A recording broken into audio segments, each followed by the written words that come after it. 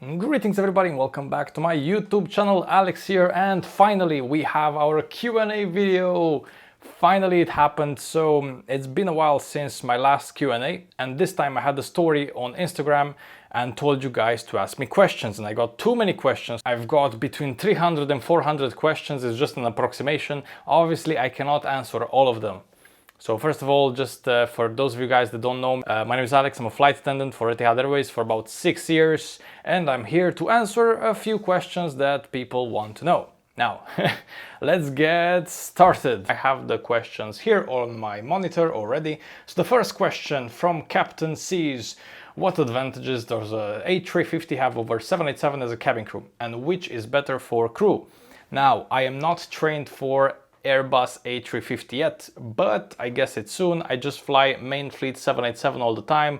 I like 787, I'm used to 787, I like working on 787. Yeah, hopefully soon I'll get the A350 training as well, but it will take a while until crew, they know how to work properly on their galleys and so on and so forth. So yeah, it takes a while until the airline gets accustomed to the new plane, let's put it this way. All right, the next question. After applying online application, how much time Etihad will take for... it's quite a broken English. So one of the things that you guys have to understand, if you want to apply for those airlines, you have to have your English in check. You need to express yourself properly. It's very important. I'll tell you right now because I have some data over here. Okay, so for example, this girl, she applied on the 12th of February and she got the assessment day on the 4th of March.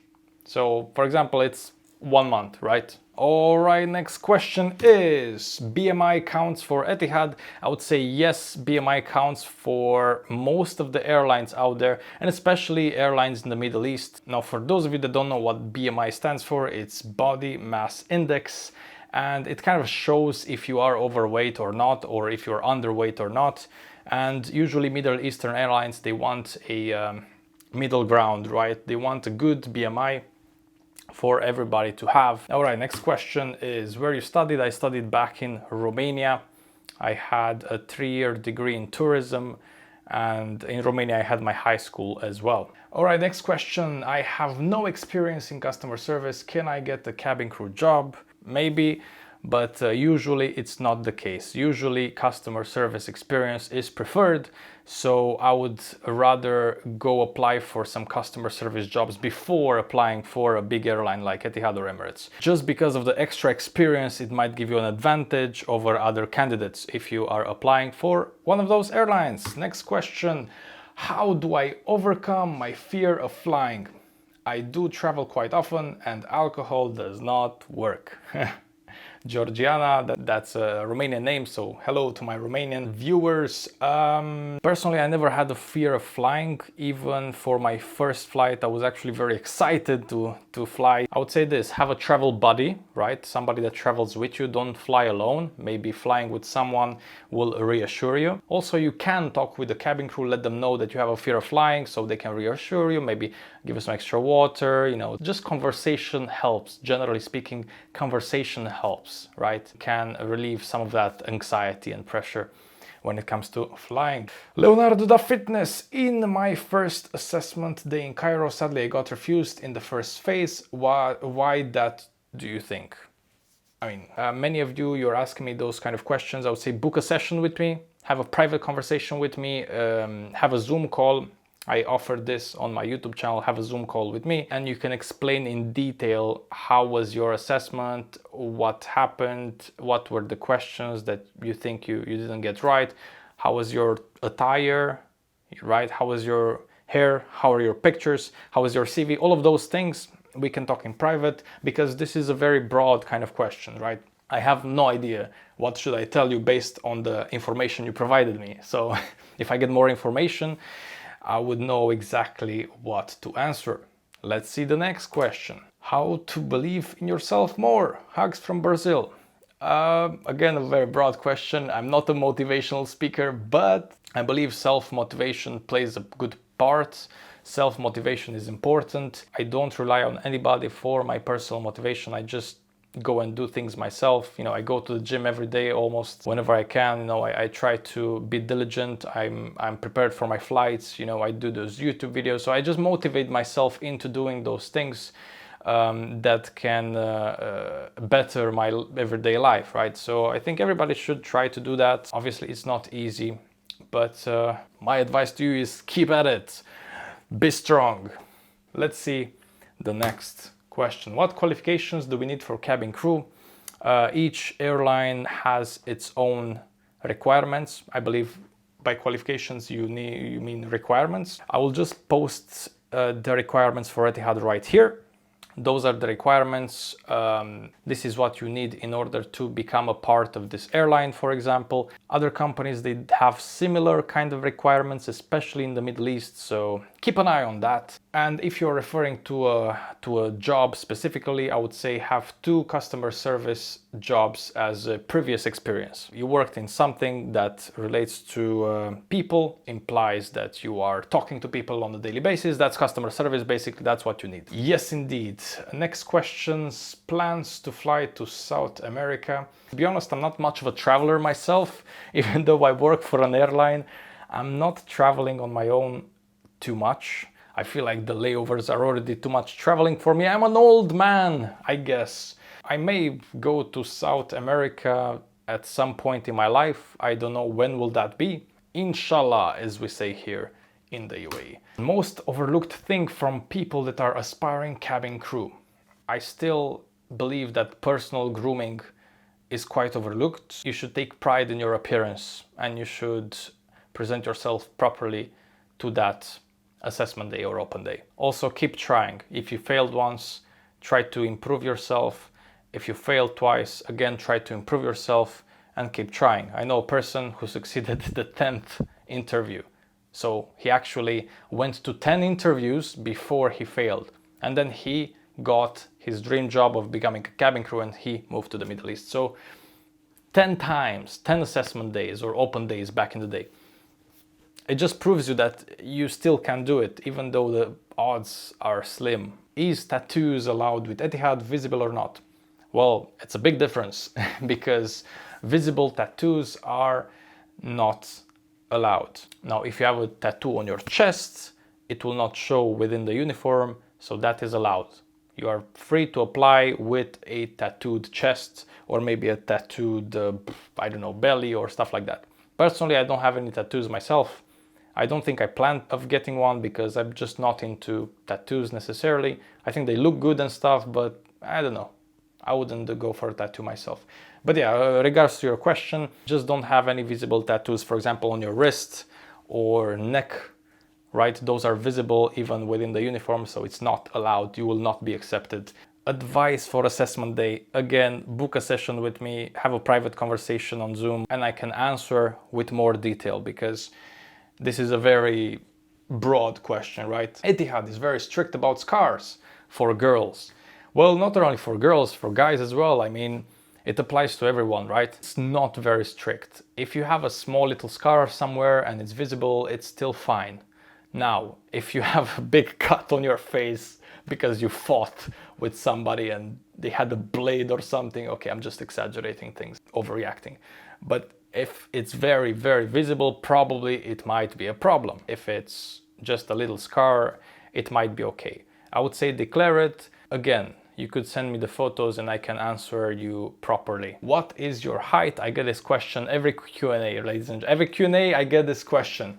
What's your height? My height is 6'1" or 185 centimeters. All right, next question. Got a girlfriend? The answer is no, not at the moment. I have been seeing a girl. I just kind of avoided relationships lately, to be honest with you, and there's been many really nice girls, but I don't know, I just don't have the feeling, the mood for a relationship right now. I'm also very busy, and I know that if I were to have a relationship, she would have to fit into my life, kind of thing. So probably I'll not prioritize the relationship too much. I don't know if that makes any sense, but yeah, I would say I'm quite busy at the moment. I didn't have anything serious for a while.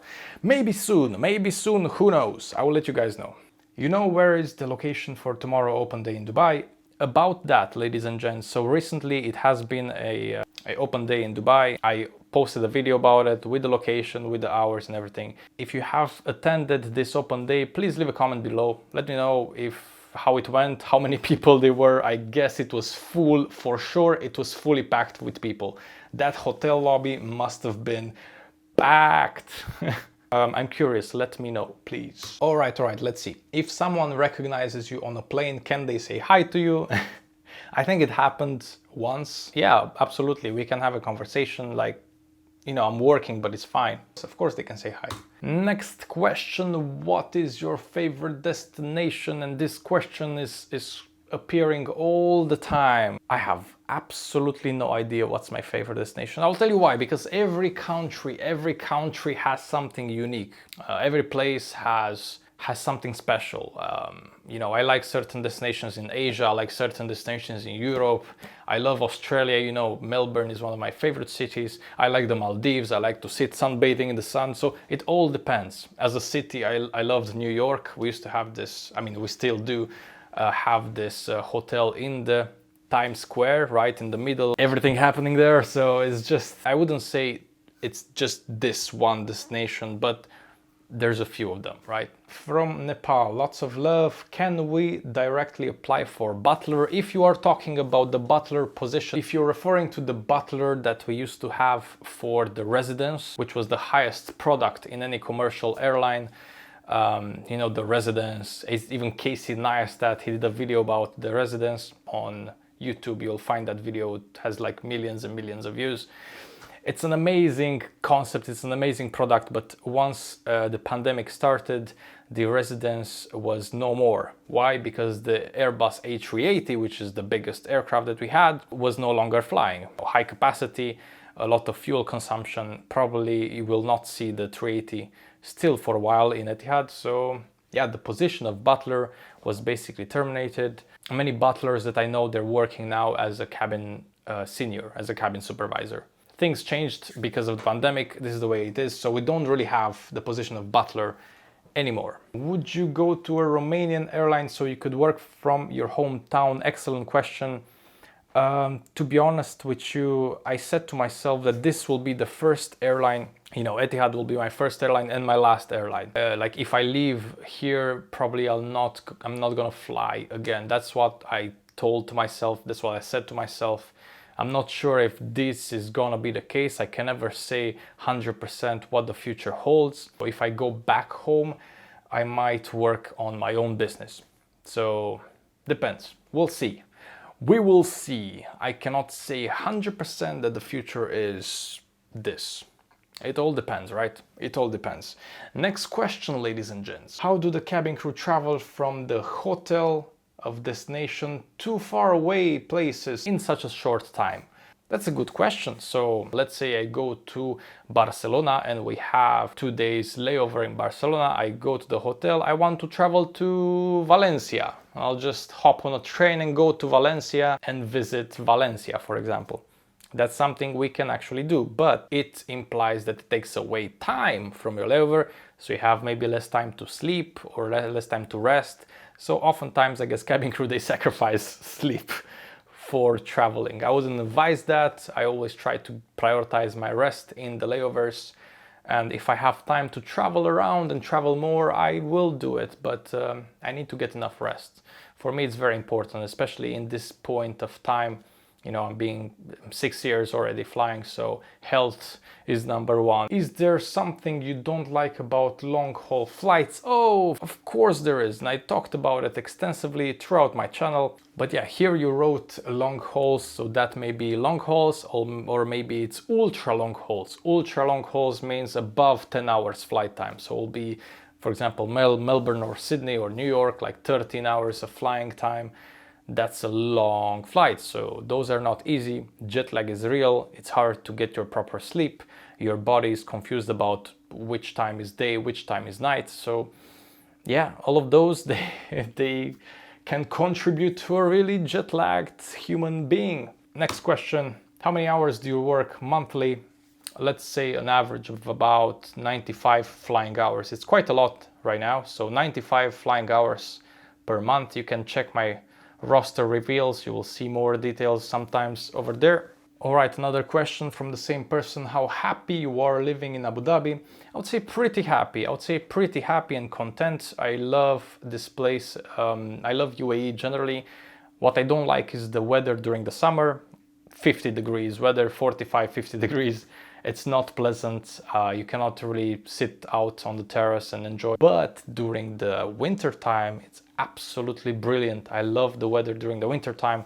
It's basically like summer in Europe. It's chill, it's nice, it's warm. You can still go to the beach, you can still go to the pool, you can still have a sunbathe thingy going on. So it's just amazing during the winter. I don't like the summers though. Right now we're in the summer, so it's hot.